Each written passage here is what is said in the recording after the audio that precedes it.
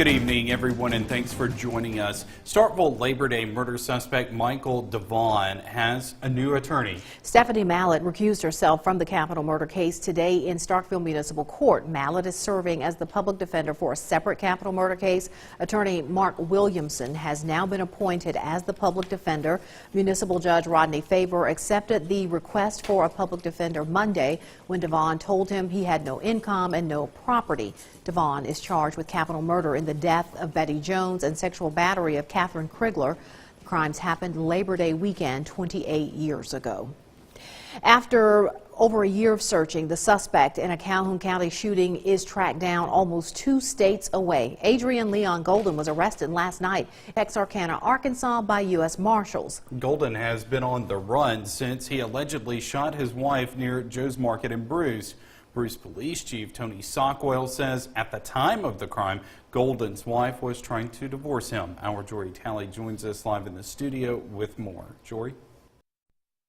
Sockwell says Golden's capture comes after a large-scale multi-agency manhunt and dozens of unsuccessful tips, sightings, and near misses.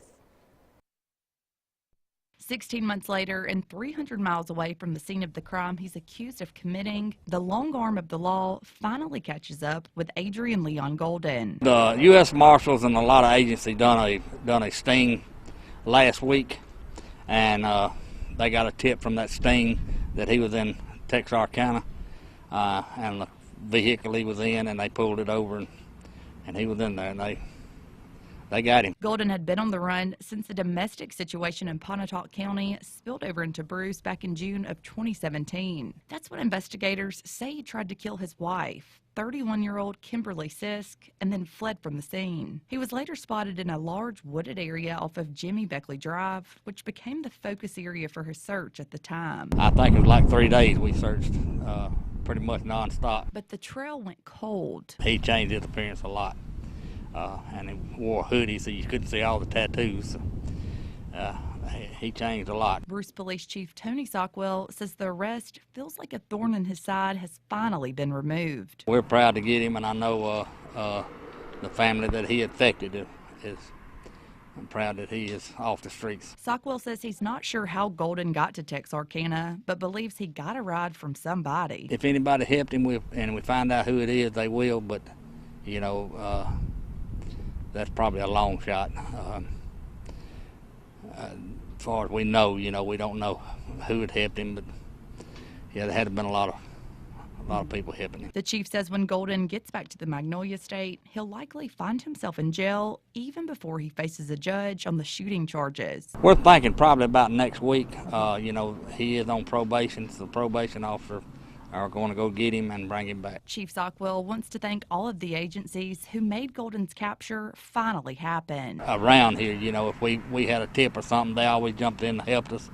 And the U.S. Marshals, they've been great. I mean, they've been on this thing since the beginning, and you get a crime like that, we don't stop. We're gonna keep after you. The chief tells us Golden faces attempted murder and resisting arrest on top of more possible charges. He also believes Golden will go back to jail since he was on probation at the time all of this happened. A man accused of shooting his father in Brooksville is indicted on a murder charge. Everett Shields was indicted by a Knoxville County grand jury. He's right now out on bond. In February, police say 49-year-old Elvis Shields suffered multiple gunshot wounds. The shooting happened at a home on Meadowbrook Drive in Brooksville. Shields was flown to an area hospital where he later died. Everett Shields was arrested and originally charged with aggravated assault, but that charge was upgraded to murder after Elvis Shields' death. The city of Columbus is dismissed from a civil lawsuit surrounding the 2015 officer-involved shooting that killed Ricky Ball. Paul Royal sued the city, former officer Kenyon Boykin, and former chief Tony Carlton and others on behalf of Ball's family. The other defendants have already been dismissed. Settlement talks have taken place in the past, but court records do not mention a settlement. The judge also ordered several depositions and documents remain sealed. Boykin still faces a manslaughter trial. A motion to dismiss that criminal charge is set to be heard November 1st. Time now to turn our attention to weather, and Chief Meteorologist Keith Gibson joins us with a first look at our forecast. Keith?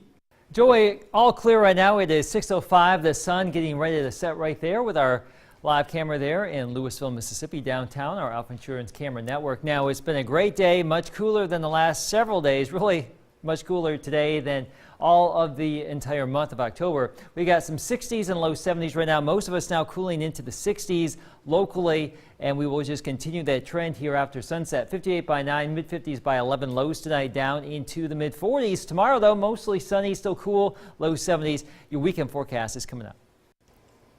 Lee County will not receive a federal grant that would have helped pay for some armed deputies at more campuses throughout the school district. Now supervisors will be asked a second time to fund half of the cost. WCBI's Ellie Martin has more. Earlier this year, Lee County Sheriff Jim Johnson and Superintendent Jimmy Weeks proposed the district and county government split the costs to put 6 new law officers at schools. Currently, only 3 campuses, Plantersville, Nettleton, and Moorville, have deputies on a full-time basis. While the school district committed to spend $280,000, supervisors tabled the issue, waiting to see if the federal grant would come through. But the grant was not approved. Now we're back to square one. During a special meeting Friday morning, Sheriff Johnson will ask supervisors to amend their budget to pay the costs for the new positions. Hopefully they'll find the funding somewhere, or somebody will, because ultimately the safety of our children and our faculty at our schools is our top priority, and we certainly do not want to be addressing this after a casualty or something happens. Mike Smith is president of the Board of Supervisors. He says school safety is a top priority, and he's waiting to hear the sheriff's recommendations. He's going to tell us about the expenses that's going to be incurred through either the sheriff's department or through the school system, whichever one it is. And when he talks to us, that will not be something that we'll be able to make a instant decision on. We'll have to see what all our options are. Lee County School Superintendent Jimmy Weeks will be at the meeting. He says he's not sure what will happen if supervisors do not agree to kick in $280,000. He says any additional money from the school district would have to be approved by the school board if the money is even there. Both the county and school district have already approved and passed their budgets for the current fiscal year. In Tupelo, Allie Martin, WCBI News. That meeting is set for 9 a.m. tomorrow at the Lee County Supervisor's offices. An area teacher lands a little extra money for some much needed supplies. We take a look at her plans when we come back.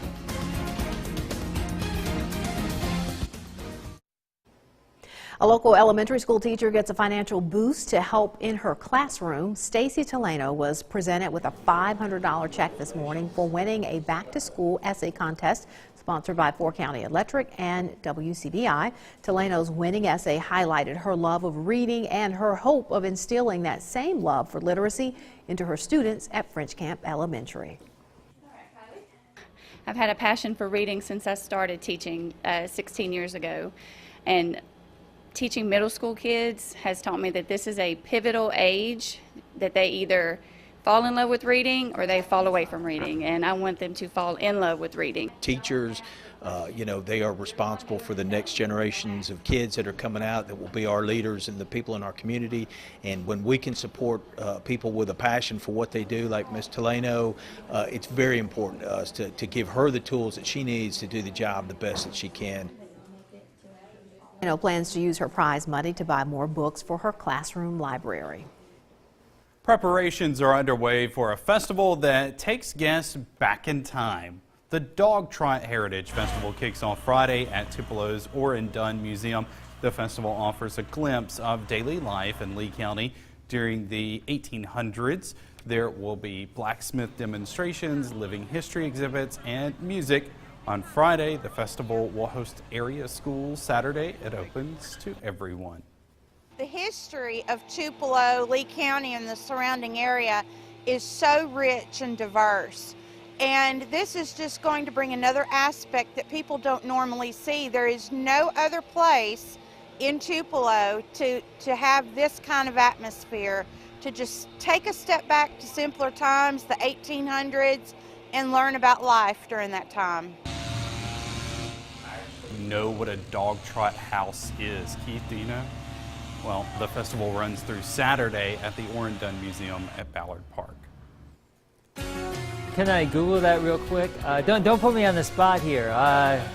No comment on that. Speaking of the weather in Tupelo right now, 67 degrees. We do have some chilly temperatures tonight, but some pretty nice weather for the next few. Details are next. WCBI's Educator of the Week is brought to you by Food Giant, where your neighbors are the owners. Your first alert forecast with Chief Meteorologist Keith Gibson. Live look at West Alabama, Vernon at Durham's Pharmacy. Clear sky, the sun setting right now. It's been a pretty nice Friday for us. We're now cooling down into the 60s, and that trend is going to continue all evening long here. Into the 40s we shall go tonight. 71 in Jackson, still 82 in New Orleans, 77 in Mobile. But the trend for us will be some cooler air to come on down with those northwest winds. They'll relax a little bit here this evening. But notice how chilly it is across the northern tier. I should mention Grand Forks, North Dakota over the last 24 hours got 19.2 inches of snow. So most of the nation focused on Michael, but there was a pretty good snowstorm going on across the northern plains over the last 24 hours. Now, Michael's still a tropical storm moving through the mid-Atlantic, and we also have this tropical storm Sergio down here in the Pacific. Some of that moisture is going to be crisscrossing the United States as we go throughout the next couple of days. That could feed into some of our showers here by Sunday. But at this point, it looks like it won't be a big player for us. But Saturday, your weekend, 75 degrees, partly cloudy. Sunday, a little bit warmer now. We're thinking highs right around 80. But there will be a front coming on in from the northwest, and that would give our northwestern counties the best chance for those showers on Sunday. So probably a fairly dry weekend for most of us. We'll see, though. 46 tonight, the coolest night since May 1st. We are going to get below 50 degrees here, area-wide. And for your noon tomorrow, 67, 72 at 4 o'clock for high school football tomorrow evening. It looks like we'll have a variably cloudy evening with temperatures falling back into the 60s and 50s. But during the day, low 70s here, upper 70s farther to our south. Pretty nice across the Twin States. Speaking of football, here's our Friday football highlights. 61 or so at 7 and falling into the 50s. A mix of stars and clouds tomorrow evening. Jackets will be needed here, but it will be a pretty nice evening for us. You can see some of those high clouds streaming on in for our Friday. Rain stays to our northwest. High pressure for Saturday, so we should be okay. That moisture right there is from Sergio, so that will get sucked on into this system that will be approaching our region by Sunday. That will take forever, it seems like, to get through our area. So we will cover Sunday, Monday, and Tuesday with a chance for some showers around here, maybe a straggler on Wednesday. Up and down temperatures for the next 7 days, but what you don't see there are any 90s. Well, it seems as if the Mississippi State women's basketball team just didn't get enough of Italy this past summer. We'll tell you what's taking them back coming up in sports. WCBI Sports with Courtney Robb is brought to you by your local Ford dealers. Go further. Basketball hasn't even begun yet, and Mississippi State women's basketball already has big plans for next summer. The Bulldogs were selected to represent Team USA at the 30th Summer World Games. The games are going to be hosted in Naples, Italy, making this the second trip back after MSU's successful Italy tour, where they went 3-0 this past summer. The games are set to begin on July 3rd next summer and will go through the 12th. Mississippi State will be one of 16 teams competing. Head coach Vic Schaefer says that they are honored and humbled to represent the United States. It's homecoming in Tuscaloosa this weekend. Practice continuing on for the Crimson Tide as they get ready for Missouri. Tua Tagovailoa does have a knee sprain, but has still been full go in practice. Number 1 Alabama leads the Mizzou series, but Coach Nick Saban says the Tigers are still a very capable team. I've been encouraged by, the effort that we've tried to practice with. This is a very good team that we're playing. Presents, lots of issues both sides of the ball in terms of the stunting and movements that they do up front on defense, and the multiples personnel-wise they give you on offense. And they got some very good players, and we're going to have to do everything we can to affect the quarterback and not allow him to have the kind of day. This team could be very easily be 5-0, and so this will be a challenging game for us. Alabama remains one of 2 undefeated teams in the SEC, the only undefeated team in the SEC West. Here are some more standings from the West. Texas A&M falling in right behind Bama. A huge win from this past weekend to upset Kentucky in overtime. They'll play South Carolina this weekend. LSU with the upset of Florida this past weekend. I'm sure some state fans were happy to see that. They'll actually play number 2 Georgia, which is the only other team in the SEC right now that is still undefeated. And then Auburn, that was upset by Mississippi State. I think we can all remember. They'll be back at home to play a struggling Tennessee team this weekend. Mississippi State with the upset to aforementioned Auburn. That put them back in the AP Top 25. And they currently with an off week. They'll take the road to Death Valley next weekend, so a good time to get another big win for the Bulldogs there. And then at the bottom of the standings, we see Ole Miss and Arkansas. Those 2 teams have a matchup this weekend in Little Rock. We'll have those highlights for you on WCBI Sports this weekend. Only a few weeks left of JUCO, but here's this week's schedule tonight. Jones playing NEMCC for its final non-division game of the season. Northwest Mississippi taking on Coahoma, and Coahoma coming off a loss to Hines last week. They also lost to Northwest Mississippi last year. A couple of Saturday games we'll see this week. ICC and Mississippi Delta will face off on Saturday, and also not until Saturday, EMCC against Holmes. We'll have EMCC highlights coming up for you this weekend on WCBI Sports as well.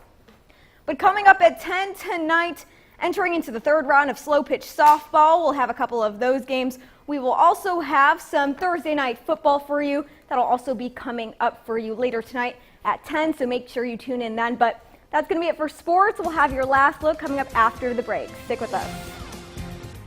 Thanks for joining us, everyone. Have a good night.